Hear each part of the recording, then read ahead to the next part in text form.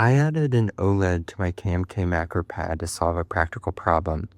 As I added more layers and more functionality, I needed a faster way to see what was going on, what layer I was using, what the keys were doing, so the OLED handled that.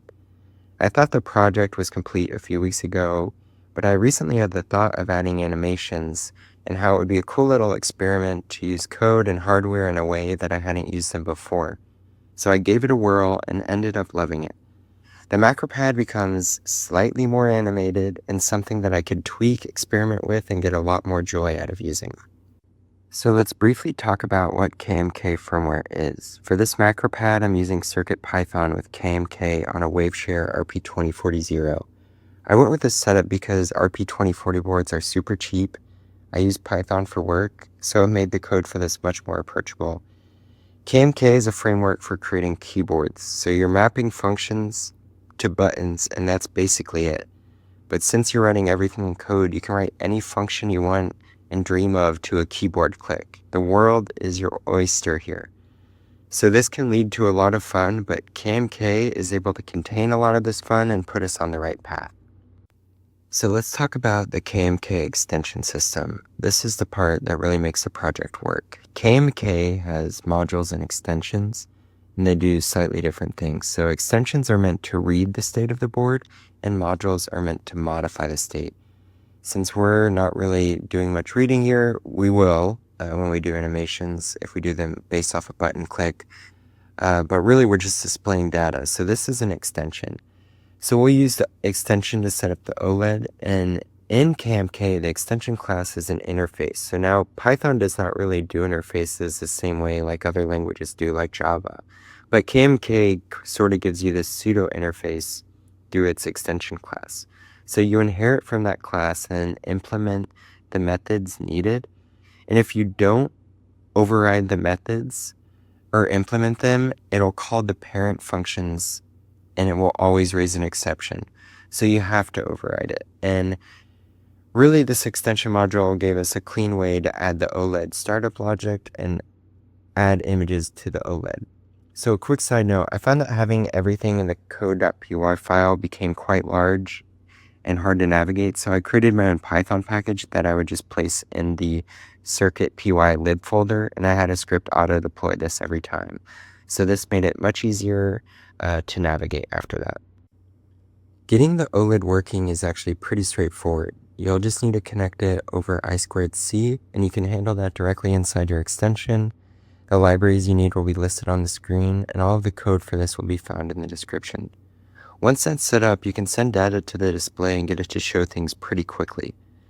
Getting it to do exactly what you want, though, that's really where the fun begins and where most of my time went. At first, my plan was to map every visible pixel in an image and draw it manually on the OLED. So to do that, I wrote a Python script using Pillow that opens a PNG, checks every pixel, and looks for anything that is not transparent. And for each visible pixel, it figures out where the visible pixel belongs on the display and creates an XY coordinate. So that worked, but it was also super slow. The for loop had to loop over every pixel, and there could be thousands of them. And on a small microcontroller, that adds up quickly, where it's also not a fast processor. So if the board is spending a lot of time updating the screen, this can affect a lot of other things on the board, such as the speed of my keyboard clicks being recognized. So instead of writing each pixel, I moved towards generating the display buffer directly. The SSD1306 OLED uses a byte-oriented buffer, where each byte represents a vertical group of 8 pixels. So instead of storing a list of X and Y positions, I convert the PNG straight into the exact binary format the screen expects. So conceptually, it's like turning the image into rows of bits where 1 means draw this pixel and a 0 means leave it off. So we write this array of bytes directly into the OLED buffer, which means we're only doing one write instead of every pixel. So now I just hand the OLED a block of bytes that already represents each image frame.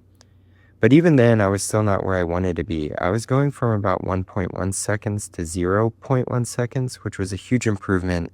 But if I wanted more than 10 seconds per frame, I was still not able to achieve that. and I was hoping to get a few more. So the last bottleneck ended up being the I2C frequency, and once I increased this to 1 million, the animations became a lot smoother, and I dropped this to 0.01 seconds per frame. So the combination of writing less often, write once per frame instead of each pixel, and increasing the communication frequency are what made this OLED feel usable. There was one big hiccup here that took a while to figure out. All my frames for a while were coming in upside down, even though I never told the OLED to rotate in my code, and it was even more confusing was that after switching off between a different OLED module, it seemed like the display was holding onto that flip state. Even when I comment things out, it was still coming back inverted. This is where I started looking into the initialization sequence, so you can set a bunch of different bytes that send different commands, and that controls how the displays map pixels internally. So I ended up using ChatGPT to generate this custom init sequence for the OLED, and that fixed the issue. I truly have no clue what happened here.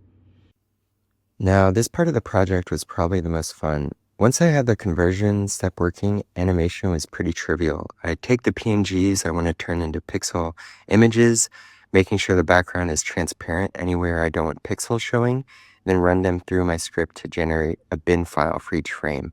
And from there, I just take those frames and put them in a folder on my CircuitPy drive, and now I loop over them in my code.py file. So each frame gets read in, prefixed with a control byte, 0x40, which tells the display the following bytes are pixel data, and stored in a list. So now I have one set of frames for a startup animation, one for button presses, and all I'm doing is looping through them. So you can tie animations to really anything you want, button presses, layer changes, or just run something on startup. And none of this is specific to KMK either. If you have a microcontroller and an SSD1306 OLED, you can do this. You can use Canva, pixel art, Procreate, whatever tools you're comfortable with. And there's a lot of free ones online like pixel art and Canva. And you can use those to create these images. The only real requirement is that your image matches the resolution of your display, which for most of these is something like 128 by 64 pixels.